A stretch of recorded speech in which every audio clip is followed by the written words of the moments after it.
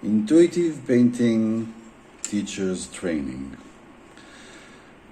The first thing we would like to address in this process is the concept of creativity. Many people talk about creativity. Many people desire to have more creativity. Many people admire other people who seem to be creative. But when we address intuitive painting,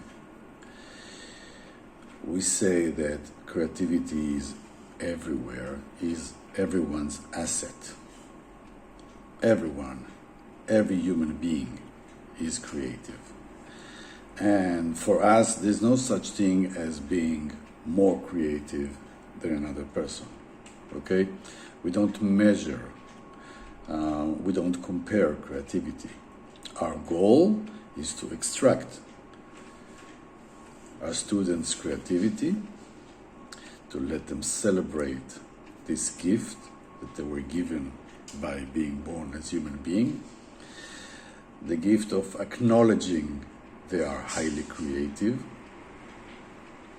the gift of freeing this stream of special knowledge that comes from their right brain.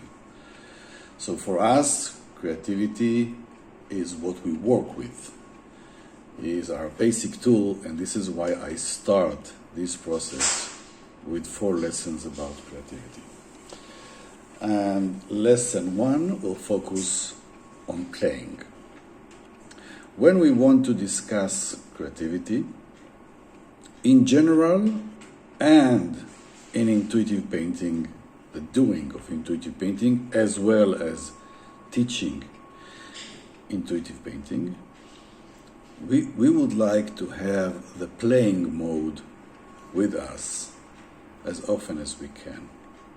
We would like to play both as children and as adults. We would like to get into the state of mind of play. Now, I would like to challenge you. Try to define the state of mind or the state of playing. You will find it difficult. I haven't managed to purely define what playing is about when I'm trying to describe it logically. And of course, there's no need. This is just one example of the things we would like to connect to without the need to explain. This is a whole range of right brain qualities and skills that we don't need to explain, although we do know what it is. All of us know what playing is about.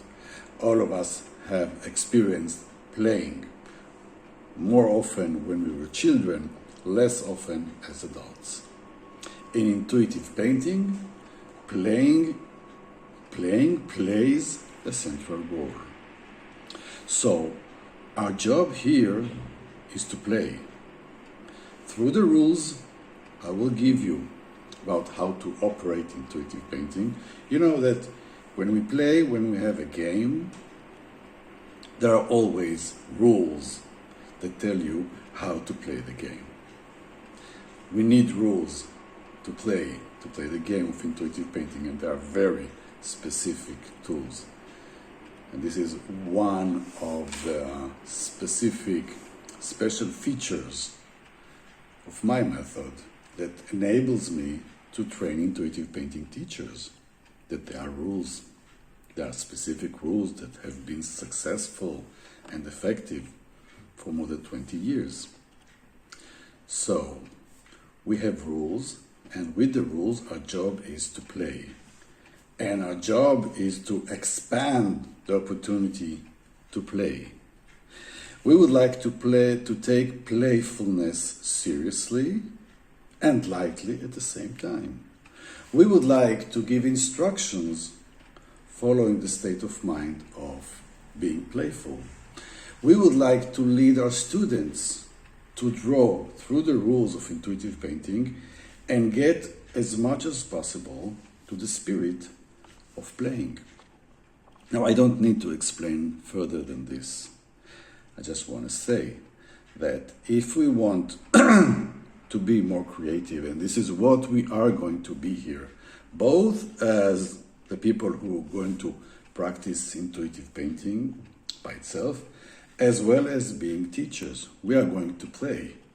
And we are going to take this tool of playing in order to become more creative.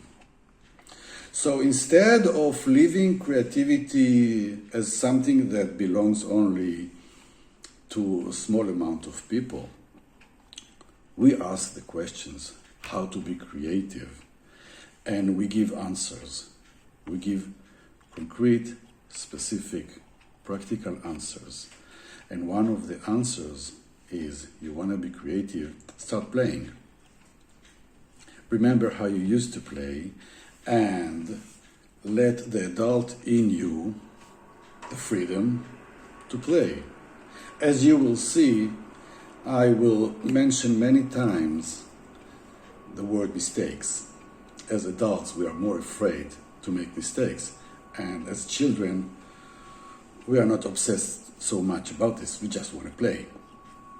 As adults, we will learn to put aside the fear of mistakes, and instead of it, to play more. So, your job will be, both as an individual, as well as a teacher to become, to play as much as you can. To play with the instruction, to play with the rules, to view all this scene of intuitive painting as a place to come and fulfill your playing abilities, playing fantasies, playing potential. Okay? And I suggest, and I would like to advise you, not to view playfulness as something that is not that important in order to be a professional intuitive painting teacher. It's the opposite. The more you learn to play, the more you free your playfulness spirit, the better you get.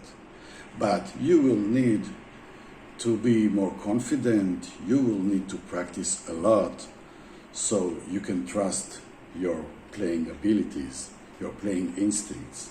For now, because we would like to discuss creativity in the first 3 lessons of the process, we begin with this word, play. Allow yourself to play. Allow yourself to fantasize having more playing in your life. And this is what you are about to get here. I'm going to show you all the rules needed. I'm going to lead you to many kinds of practices until you learn to play it well. And when you play it well, surprisingly or not surprisingly, your creativity will flow like it has never been.